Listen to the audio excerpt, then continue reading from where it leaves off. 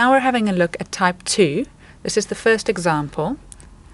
The instructions are as follows. In each of the following questions, words have been written in code.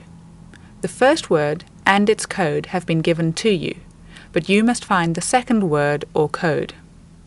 The alphabet has been provided to assist you. So looking at the question, it says, if the code for stir is QRGP, what is the code for talk? Now, what they're saying is that they're giving you talk and you need to find the code, obviously, and they've really given you an example up here of what pattern or rule they're using to create the codes for these words.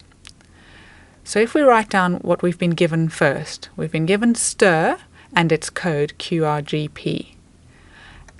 We've also been given talk, but we haven't been given its code. So we need to work out how to go from a word to a code. So as we've put, the arrow says here, from the word to the code, we need to work out the rule that is being used. So if we look at S and work out how to get to Q, S goes backwards 1, 2 to get to Q, then T to R is backwards 1, 2, I to G, starting at I, backwards 1, 2, and R to P is also backwards 1, 2. So this is quite an easy rule that's being used. It's just backwards 2 for each of the letters. So then we need to apply that rule to find out what the code is for our answer. So if we take 2 away from each of these letters, starting with T, T backwards 2 is 1, 2 would be R. Then A backwards 2. Remember, you can't just fall off the end of the alphabet, so you would go backwards 1, 2, so it would be Y. Then L backwards 2, 1, 2 gives you J, and K backwards 2 is 1, 2, giving you I. So your answer is RYJI is the code for talk. Okay. Here's another type 2 question.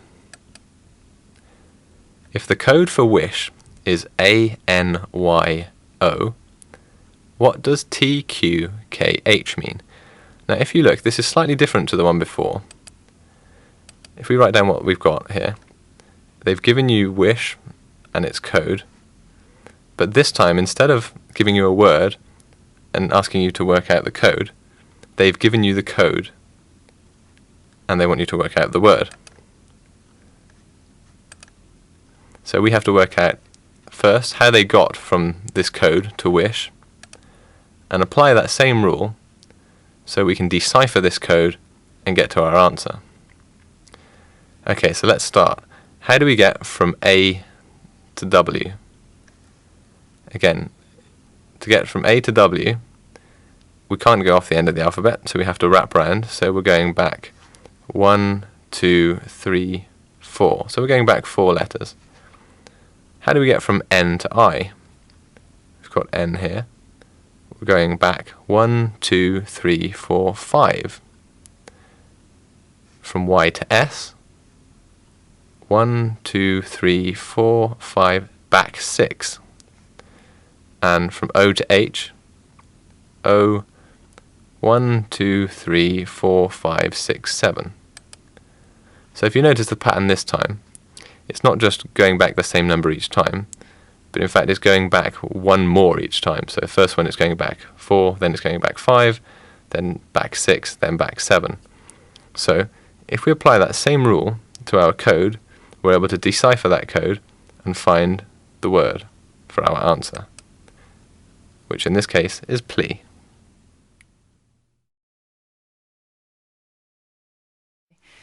This is the third example of type 2, and it is quite different to the first 2 examples.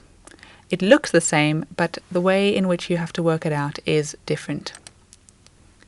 So again, it does say in each of the following questions, words have been written in code. The first word and its code have been given to you, but you must find the second word or code. So that's all the same.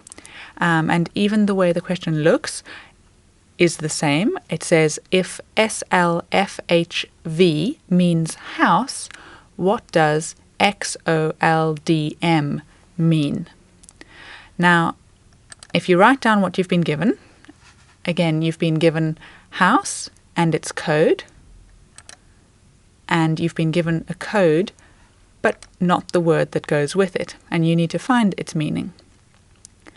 However, if you start to do it the way in which we did the previous two examples, you would look to see how you get from S to H. And if we do that, S all the way to H is actually backwards 1, 2, 3, 4, 5, 6, 7, 8, 9, 10, 11. Backwards 11. And you would do the same thing with X. You'd go backwards 11 from X. But the answer that you find by doing this to each of the letters will not actually make a real word, or if it does in fact make a real word, it will not be on the answer sheet, on the multiple choice answer sheet. So what they're saying to you is that you need to find another relationship between these letters, or another way in which the codes have been created. Now, if you can picture, the middle of the alphabet is between M and N. So we've drawn a red line here to show you. And you look at the first two letters, H and S. Let's see where they are in the alphabet. H is 8 from the start of the alphabet, and S is 8 from the end of the alphabet. Just to check that, it's 1, 2, 3, 4, 5, 6, 7, 8. Okay, so they are in fact, in a way, mirror images of each other, if you're using this middle line of the alphabet as the line to compare to. So let's have a look then at O and L. O is 12 from the end of the alphabet, and L is 12 from the beginning of the alphabet. So again, they are partners in a way, mirror images of each other.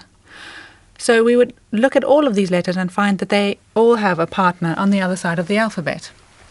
Now, to find the answer, you then need to find the partner letter that goes with each of these letters in X, O, L, D, M. So let's start with the first one. X is third from the end. So if we look at the letter that is third from the beginning, you'd find it is C. And the same thing for O.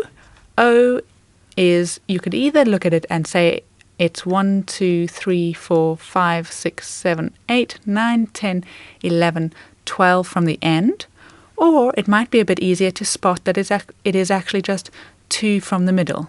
Okay, so O is 2 from the middle, and its partner letter then would be 2 from the middle in the other direction, so it would be L.